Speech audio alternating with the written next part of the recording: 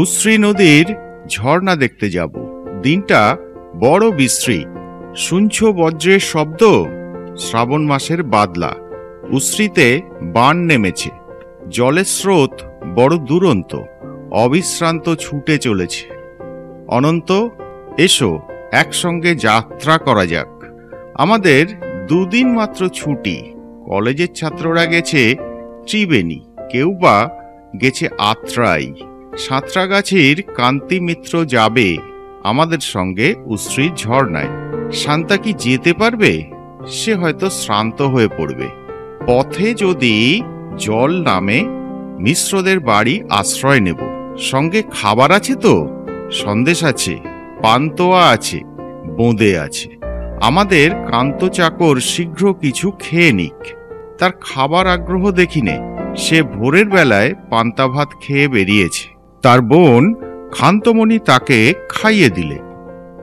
নন্দলাল বসুর আঁকা ছবি আমরা ছোটবেলায় সকলেই পড়েছি। রবি ঠাকুরের সহজ পাঠ, দ্বিতীয় ভাগ। আমরাও চলেছি সেই উশ্রী নদীর ঝর্ণা দেখতে। 2011 সালের শেষ দিকে আমি তাপস সেন এবং আমার সঙ্গী দেবাংশু সরকার বাঙালির পশ্চিমে অর্থাৎ পূর্বতন বিহার বা বর্তমান বিহার ও ঝাড়খণ্ড রাজ্যে বেড়াতে এসেছি।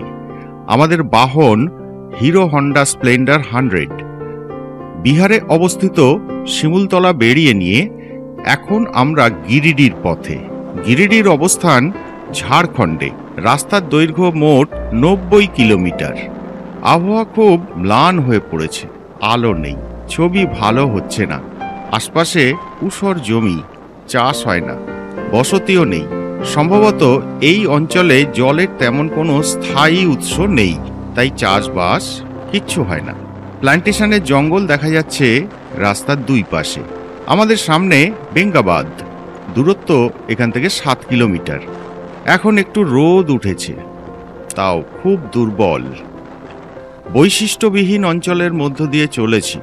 আবহাওয়াটা ভালো থাকলে হয়তো একটু ভালো লাগতো।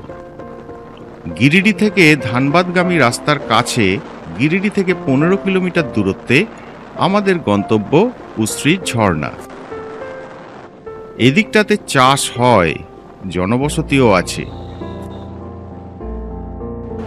পৌঁছে গেলাম আমরা। মূল রাস্তা থেকে আসার পথটা ছিল একদম সরু এবং নির্জন। এখানেও কোনো লোকজন নেই, একেবারে নির্জন পরিবেশ, শান্ত ও স্তব্ধ। এখানে একটা ভিউ পয়েন্ট করা আছে, সেখানেই দাঁড়িয়ে আছি আমরা। বিরাট এক প্রাকৃতিক অ্যাম্ফি থিয়েটার আমাদের সামনে। এখানে নদী 3টি ধারায় বিভক্ত হয়ে পাথুরের অঞ্চলের উপর দিয়ে প্রবাহিত হচ্ছে। চারপাশে জঙ্গল ঘেরা এই জায়গাটা ভারী সুন্দর। এখানে নদীর গতিপথের নতি বেশ বেশি। এরপর নদী প্রায় সমতলে প্রবাহিত হয়েছে।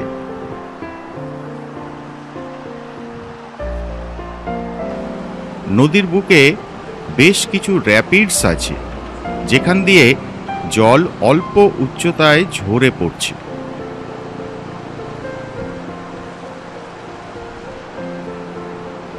চারদিকে মুক্ত পাথুরে অঞ্চল, অল্প কিছু জায়গায় বালি জমা হয়েছে।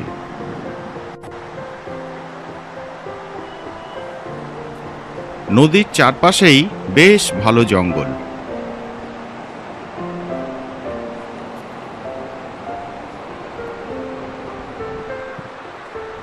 নদীখাত বলে তেমন প্রায় কিছুই নেই। বর্ষায় প্রচুর জল এসে এখানে চারপাশে ছড়িয়ে পড়ে। এই হলো আসল উশ্রী ঝর্ণা। বেশ বড়সড় ধারা প্রায় 40 ফুট উচ্চতা থেকে পড়ছে। এরই সামনে আমরা দাঁড়িয়ে আছি।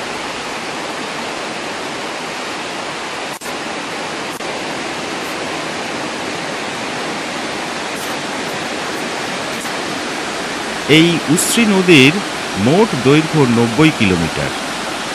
ঝাড়খণ্ডের খড়গডিহা, চারঘর এই সমস্ত অঞ্চলে ছোট ছোট ধারা মিলে এই নদী উৎপন্ন হয়ে বরাকর নদীতে মিশেছে।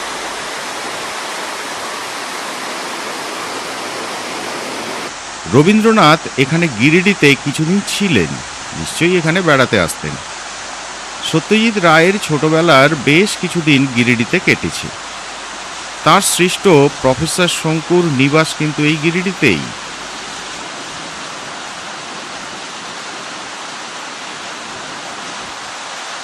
শীতকালে এই ধরনের নদীতে জল কম থাকে। আসল রূপটা দেখতে হলে বর্ষায় আসতে হয়।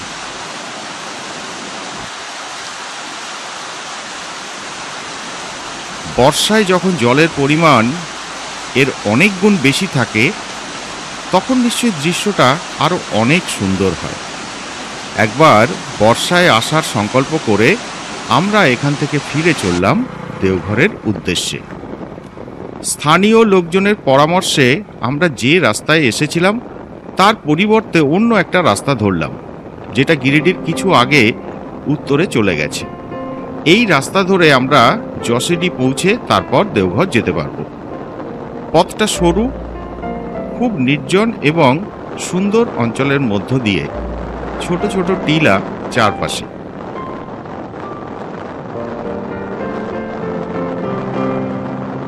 পথের পাশে একটা মন্দির দেখা যাচ্ছে। এই জায়গাটার নাম বুড়াই পাহাড়।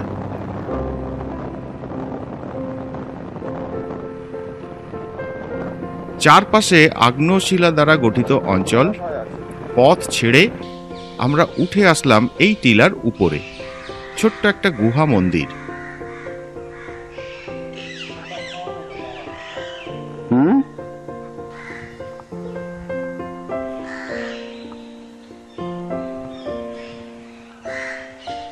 আশপাশের রক ফরমেশনটা কিন্তু ভারী অদ্ভুত, কেমন পোকায় খাওয়া পাহাড়ের গা বলে মনে হচ্ছে।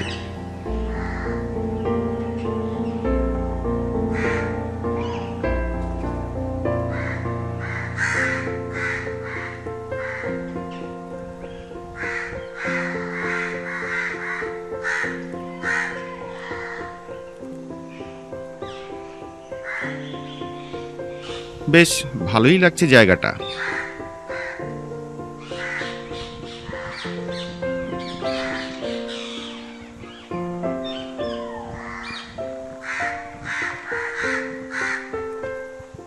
এখানে একটা পুকুর আছে, আর পাশ দিয়ে একটা নদী প্রবাহিত, যার ওপর দিয়ে ব্রিজে আমরা তাকে পার হয়ে এখানে এসেছি। ওদিকে একটা বড় মন্দিরও আছে। আলো অনেক কমে এসেছে, ফেরার তাড়া রয়েছে, তাই মন্দিরটা না দেখেই চলতে শুরু করলাম।